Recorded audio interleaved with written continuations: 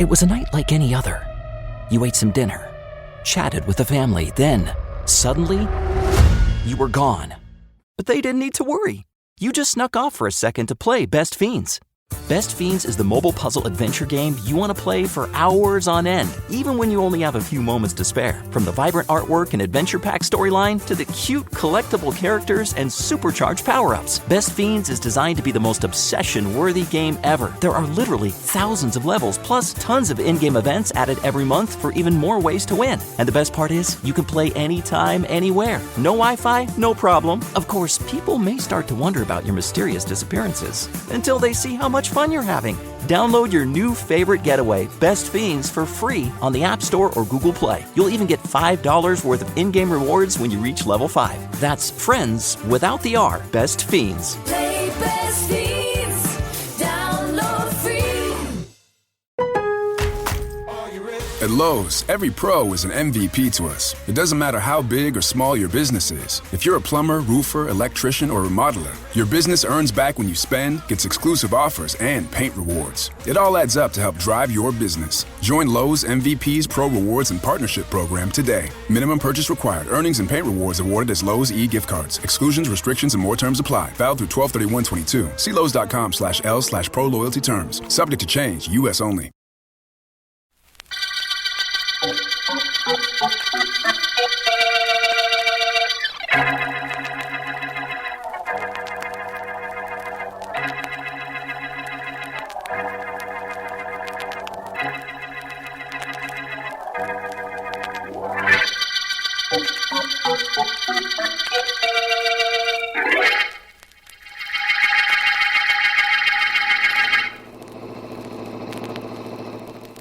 It's awful quiet tonight, ain't it, Mike?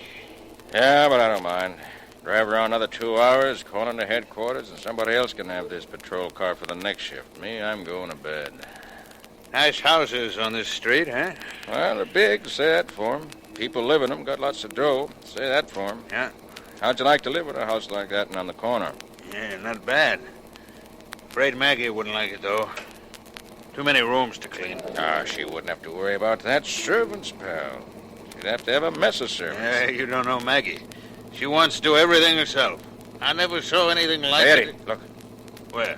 Coming out of that big house we just passed. 2 guys. They're shoving guns in their pockets. Stop this heap. We're getting out. Right. Come on. Right with you, Mike. Get your gun out. Looks like we're in for a little action. Hey, you two, stop! Stop or we'll shoot! They aren't stopping. Let's let them have it. Right. Yeah, they got the same idea first. See how they like it.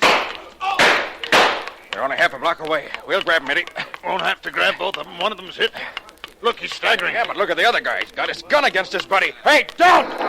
He shot his own pal. How I'd like this shot to get him. My turn. We're both missed. He makes that car that's parked there was sunk. Well, he's made it all right. And there he goes. All right, let's go back and get our crate. We can chase him. Now, let's take a look at this buddy of the guy got away. He's done for. Through. Take a look. Ever see him before? Nope.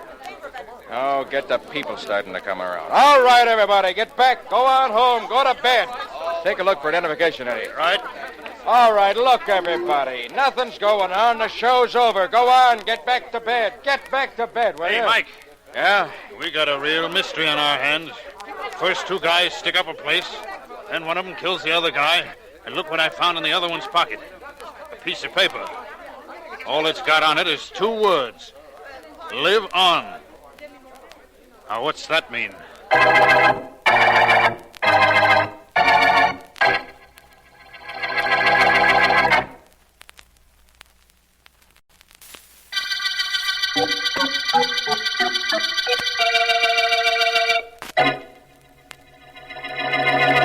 Mr. Parker, boss. Don't bother me, Larry. I don't bother people, Mr. Parker. I do just like I'm told all the time. All the time. Well, do what you're told. I told you not to bother me. You sore at me, boss? Sore at me? Of course not, Larry. I'm just trying to work out some instructions for our next job. Matter of fact, I'm very pleased with you. Oh, thanks, You boss. did very well last night, robbing the Hilton home and shooting Joe when the cops hit him. I'm glad you liked it, Mr. Parker. Joe would have started talking if the cops grabbed him alive. He was hit in the leg and couldn't keep going, so I knocked him off. I done right? You most certainly did. Now, just hold everything momentarily, Larry. I'm not sending you on the next job. I've got other friends, you know. Oh, sure, I know, but ain't the cops got your phone tapped? That's what you said. Well, they suspect I'm in back of these private home holdups, Larry, but they can't prove anything.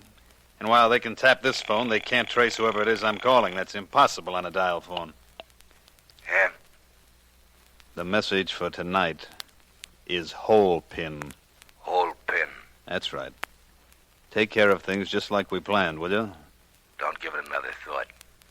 So long. Goodbye, my friend. Good luck to you. Hey, gee, boss, you're smart. Really smart, I mean. Well, thank you, Larry. Thank you very much. But I have help. A great deal of help. And from the most unexpected places and people.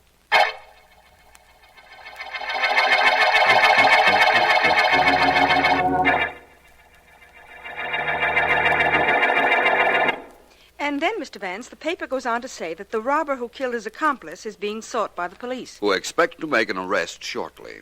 Oh, that's right, Mr. Vance. How did you know? Oh, I'm smart, Miss Williams. Didn't you know? Gosh, Mr. Vance, I've only been working for you for 3 months. You can't expect a girl to know everything in 3 months. No, I guess not. I think, though, that... Miss Williams, Vance. Oh, hello, Mr. Well, Vance. hello, Markham. I've rather been expecting you. Miss Williams was just telling me about the mysterious message found in the dead hold-up man's pocket. That's why I'm here, Vance. I'd like to talk to you about the whole thing, if I may. Well, come right into my private office, Markham. Can't have the district attorney of our fair city flaunting a furrowed forehead to the world at large. Gives the town a bad name.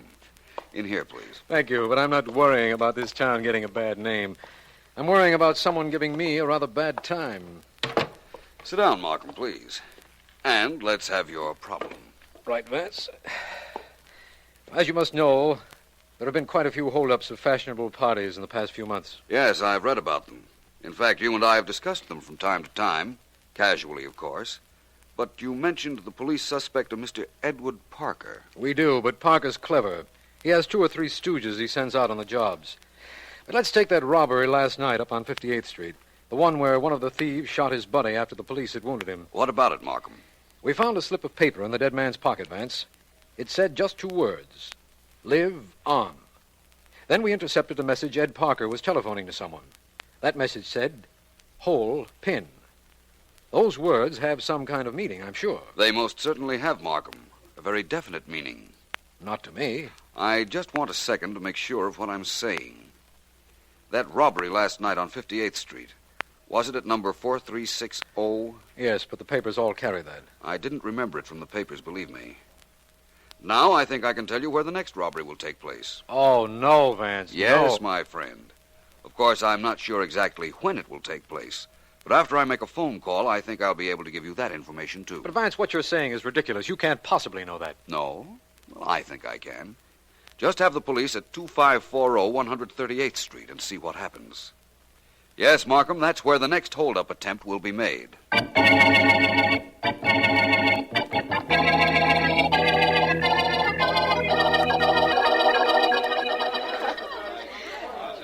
so happy you're having a good time, Mr. Davis. I'm so glad you're enjoying yourself. Incidentally, there's young Alice Morton over at the refreshment table. Wouldn't you like to join us? Definitely, Mrs. Blake. I thought you would. Everybody, can I have your attention, please? At some particular time at every party, the hostess feels it her solemn duty to make an announcement. At the moment, duty calls. I think you'll all be glad to hear that we have with us that distinguished pianist, Dmitri Rabov, who has consented to play a few selections. Mr. Rabov. For his first number, Mr. Rabov plays the Rachmaninoff Prelude in G minor.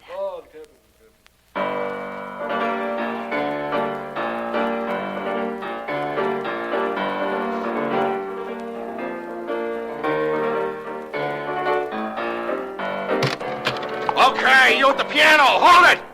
Everybody stay still and nobody move. There's a stick-up. Lock the door, Jimmy. Cut that out, lady. Cut it out or you'll never do no screaming no more. And don't none of you guys get brave all of a sudden. All of you got too much jewelry on. My friend here's got a big bag he's going to put in the center of the floor. Go ahead, Jimmy. Out. Now. That's it. All you guys and dames, one at a time, starting from my left, dump your rocks into that bag. And don't hold out or I'll come get 'em myself. Hey, you fat dame. You start it off. That's a go. Open up this door. Open it up. This is the police. Hey, it's the cops.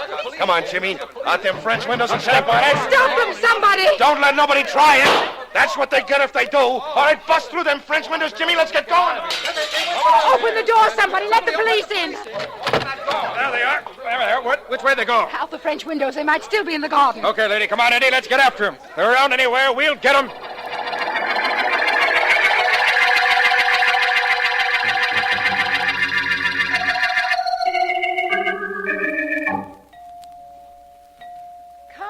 Coming. Yes? How do you do? I'm Philo Vance. You're Mrs. Blake? Yes, I am. Please come in, both of you. This is District Attorney Markham, Mrs. Blake. How do you do? How do you do? Won't you gentlemen come in and sit down? We're not going to stay very long, Mrs. Blake. We just wanted to speak to you about the party in your house last night. It was terrible. If the police hadn't arrived, every one of my guests would have been robbed. If Mr. Vance hadn't told us that there'd be a robbery attempt at this address, the police wouldn't have arrived so conveniently, Mrs. Blake. But we'd like a description of the men who held up your guests. Now, let's see. They were both average height. The one with the gun had a long, thin nose and a cut under his right eye. Uh-huh. The other was, well, just an ordinary-looking person. I see. Mrs. Blake, I understand your position in the social world, and I imagine that this was rather embarrassing to you. Well, it would have been under ordinary circumstances, but there have been several attempted hold-ups at parties recently, so I don't feel too badly. What we want to know is whether you recognized either of the two men, Mrs. Blake. Had you ever seen either one of them before? I'm quite sure I didn't. They both wore masks, but from their general appearance, I'm certain I'd never seen either one. We thought that perhaps they might have been servants employed either by you or some of your friends who were victims of previous robberies, Mrs. Blake. I doubt that very much. Is there anything else, gentlemen? I think not, Mrs. Blake. Thank you so much for your kindness. It's quite all right. Please drop in again if you like. Only let's make it a less formal visit. Well, thank you. We may do that, Mrs. Blake. At least one of us might do that. That one of us being me. I'd be glad to see you at any time, Mr. Vance. Goodbye. Goodbye, Mrs. Blake. What's getting into you, Emily? You going crazy? No, I don't think so, Ed. Why? Why? He gave Vance and Markham a perfect description of one of my boys. You'll blow this racket of ours sky high before we really get started. You're such an alarmist, Ed. I didn't tell them anything they couldn't have gotten from any of the guests who were here last night. What'd you want me to do? Give them a false description so that the trail would lead directly to me? I'm sorry, Emily. I guess I didn't think of that. Now, let's get back to what we were talking about before Vance and Markham got here. I think we'd better talk about what happened when Vance and Markham got here. We can't use that code anymore, Ed. Vance has already broken it. How do you know? Markham said that Vance knew the holdup was to be here. They've tapped your wire, Ed, heard you give instructions in Cipher, and broke the code. That Vance is too smart. Maybe I ought to take care of him. Maybe you shouldn't have started with him. How'd I know he'd be called in on this case? There weren't supposed to be any murders, you know that. Larry killed Joe and the cop's bullet got him, but we didn't plan on that. No. But in order to be successful at anything, Ed, it's well to be prepared for emergencies. Nothing ever goes entirely according to plan. Well, our next job ought to. Where's it going to be? Let me see. I have the invitation right here on my desk. Mr. and Mrs. Cornelius Worthington requests a pleasure. Let me see. Tomorrow night. That's it, tomorrow night at the Worthington home. And if I know Celia Worthington, she'll have everybody who means anything in this town at her house. Good. This time we don't fool around with codes or with anything else. This time I do the job myself. Larry and I. I like that. That means there'll be only 3 ways to split. You and Larry and me. 2.5 ways. We'll cut Larry's piece down to a half of what he's supposed to get. He never knows what he's going to get. You know, Ed, I think we ought to give a little thought to Philo Vance. He might give us trouble. Him? I don't think so. Let him interfere with this, and he won't know what he's going to get either. This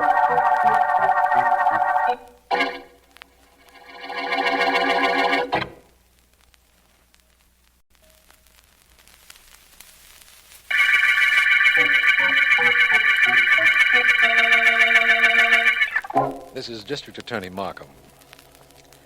The Cipher murder case opened with the shooting of a hold-up man by his own accomplice.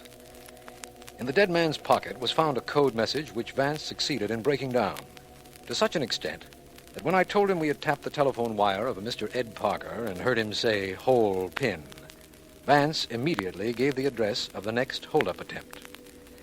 We were able to thwart that effort as a consequence, but had no idea where the gang intended to strike again. It is for this reason that I'm calling on Vance, whom I expect to find in his office.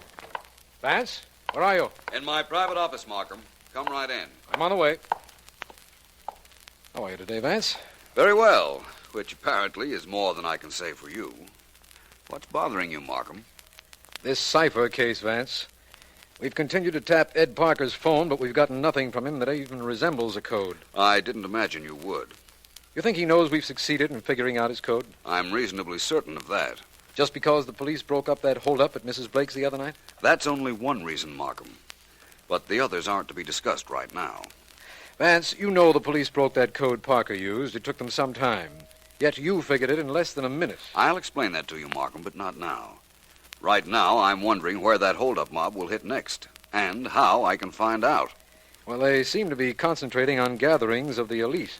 Strictly social stuff. Really? Well, then the chances are that Mrs. Emily Blake would be invited to the next affair. And she did invite me to call on her, remember, Markham? Yes. I think I'll accept that invitation, my friend. I see. You intend to get her to tell you when the next big social event will take place and perhaps ask you to accompany her. Vance, you're a very resourceful man. That isn't the only reason I'm doing it, Markham. Don't forget, Mrs. Blake is a very charming woman.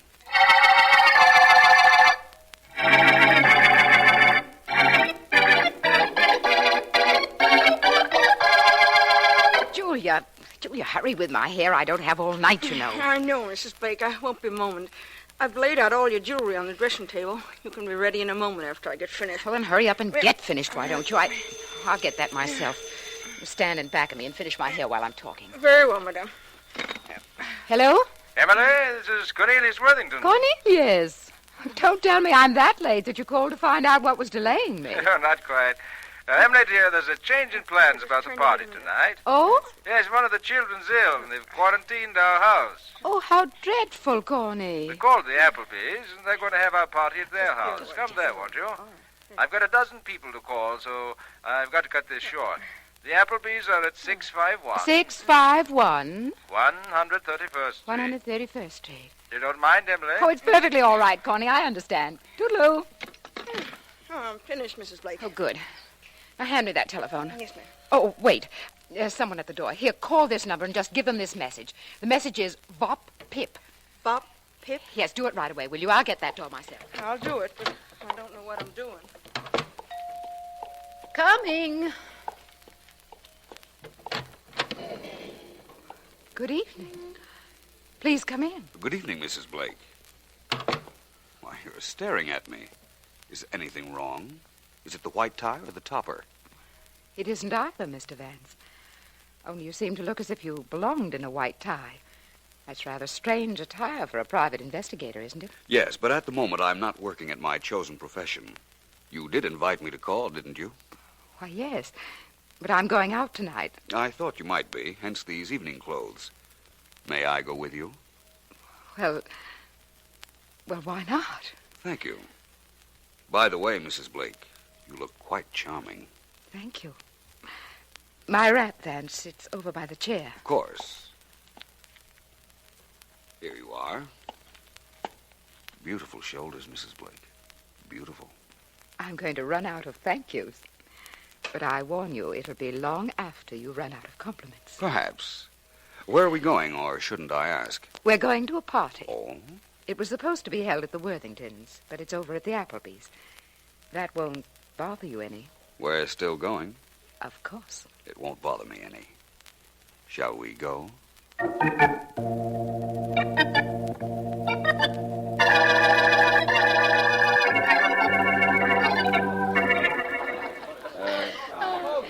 Vance, I think you're the most charming man I've ever known. That, Mrs. Blake, speaks eloquently for my conceit and very badly for the other men with whom you've been.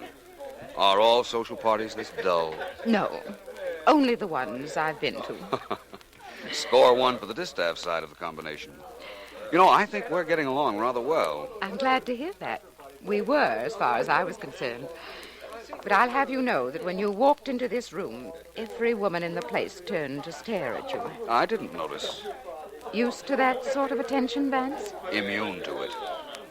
Tell me, who is everybody here? Well, let's see. That's Appleby Jr. over there. His dad owns mills or something. And next to him... Mrs. Appleby? Don't be naive.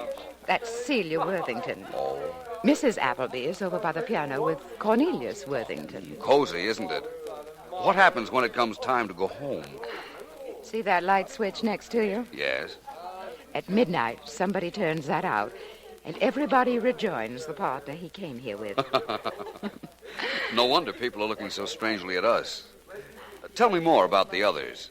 Well, there's Montgomery Todd over there. Mr. Todd is the tall man looking vaguely around the room. And Mrs. Todd? Well, she's the one Montgomery is looking vaguely around the room for. She's the thin woman over by the palms at the other end of the room. Very wealthy. Isn't everybody here? Practically. Okay, everybody.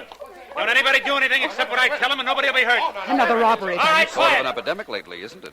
Now, look, all of you, you've all got jewels. They're probably all insured. Now, we want them, and we don't want any trouble getting them. I want all the men to turn their backs. The lights. What happened to the lights? Hey, boss, there's a trap. Let's get out of here fast. Hey, come on, let's get I guess I can turn the lights on now, don't you think, Mrs. Blake? Oh, you acted very quickly, Vance. Congratulations. Congratulations to you, too, Mrs. Blake. Perhaps you didn't act as quickly, but your acting was very good just the same.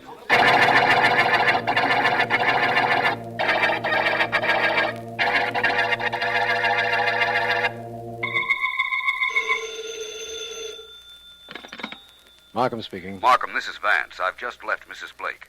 The party we were going to switched addresses at the last moment. Yes, I know. My men found only servants home when they went to cover the Worthington house. 2 men just tried to hold up the guests at this party, Markham. I slipped away to call you and report. Oh, glad you did. Sergeant Heath found out where the party was. He just called in to say he picked up 2 men who were fleeing from the Appleby mansion. Come on down here, Vance. I'll have them here in a few moments. I'll be there, Markham, and I'll bring Mrs. Blake with me. I'm quite sure she can supply all the identification we need.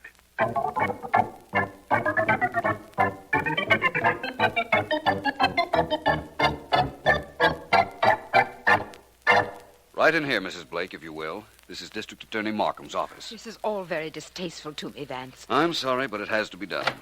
Please come in. All right. Just a moment, please. Just a moment. Hello, Vance. Glad you're here. Good evening, Mrs. Blake. Hello, Mr. Markham. Mrs. Blake, we picked up these 2 men as they were running from the Appleby house an hour ago. Can you identify them as the men who tried to hold up the guests of the party? Well, no. No, I can't. They're the men who tried to hold up tonight's party, Markham. I recognize them. Thank you, Vance. I guess that's all we need. We can take them in and break up the mob that's been preying at society functions. Do you have all of the mob members, Markham? We have Parker here. He's the one whose phone we had tapped. And Larry Dayton, that's the short individual in the corner there. We think he's Parker's number 1 helper. There may be 1 or 2 others, but we'll get them. I'm quite sure you will. You might as well have everyone connected with the thefts, Markham. For instance, you might take this very important member of the gang, Mrs. Emily Blake. What's... I? Mr. Vance, you can't mean Are that. you sure, Vance? Quite. And I can mean that, Mrs. Blake. I can do more than mean it. I can prove it.